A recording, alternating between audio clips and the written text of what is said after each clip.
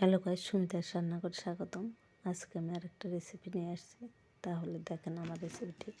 ভুনা খিচুড়ি। ভুনা খিচুড়ি বা পান্নে খিচুড়ি বলে, এটা ভুনা খিচুড়ি বলে না। এই আমি শীতকালীন সবজি দিয়েছি এর মধ্যে, শিম, তারপর ফুলকপি, আলু। আপনারা চাইলে বিভিন্ন রকম সবজি দিয়েও করতে পারেন এই খিচুড়ি। আমি এর মধ্যে দিয়ে দিলাম হলুদ আর লবণ। তারপর এগুলো ভেজে নেব। এর মধ্যে আমি মাংস দিয়ে দেব।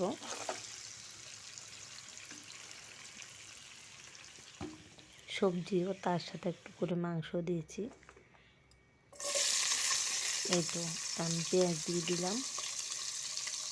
এর মধ্যে মাংস দিয়েছি, এর মধ্যে হলুদ, লবণ, মরিচ পরিমাণ মতো দিয়ে দিলাম।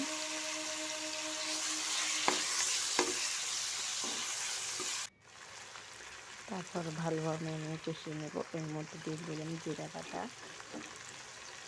1 চামচ, আদা বাটা 1 চামচ, তারপর রসুন বাটা 1 চামচ দিয়ে দিলাম। তারপর ভালোভাবে মিশিয়ে নিলাম।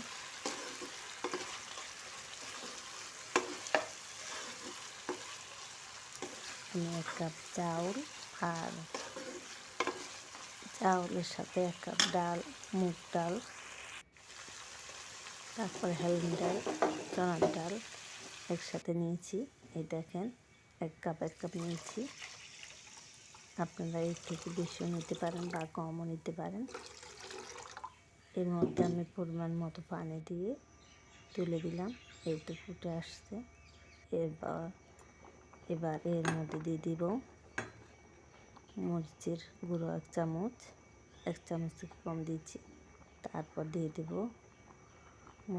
হলুদের গুঁড়ি দিয়েছি 1 চামচ। এর মধ্যে মরিচের গুঁড়ো দিয়ে দিলাম 1 চামচ।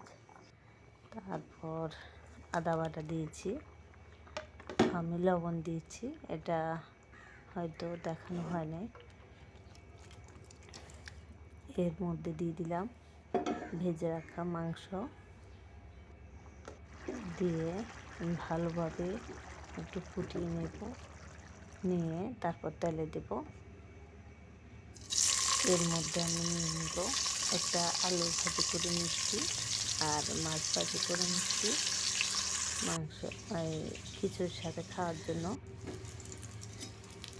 তো আমার খিচুড়িগুলো তেলে দেব। এর মধ্যে আমার আলু ভাজি হয়ে গেছে। আলু ভাজি আর মাছ ভাজিগুলো আমি তুলে নিচ্ছি। এর মধ্যে দিয়ে দিলাম 4টা শুকনো মরিচ ভেজে নিয়েছি। এর মধ্যে দিয়ে দেব 5 ফোড়ন।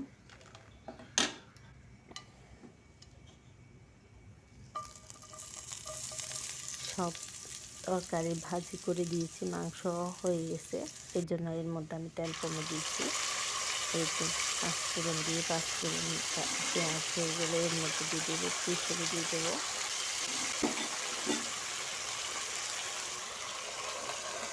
সবগুলো একসাথে দিয়ে দিয়েছি তেলের মধ্যে।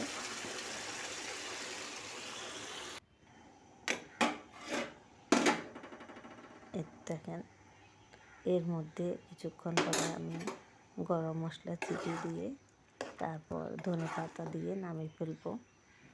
আমার খিচুড়ি হয়ে গেছে। এর মধ্যে ধনে পাতা দিয়ে দিলাম।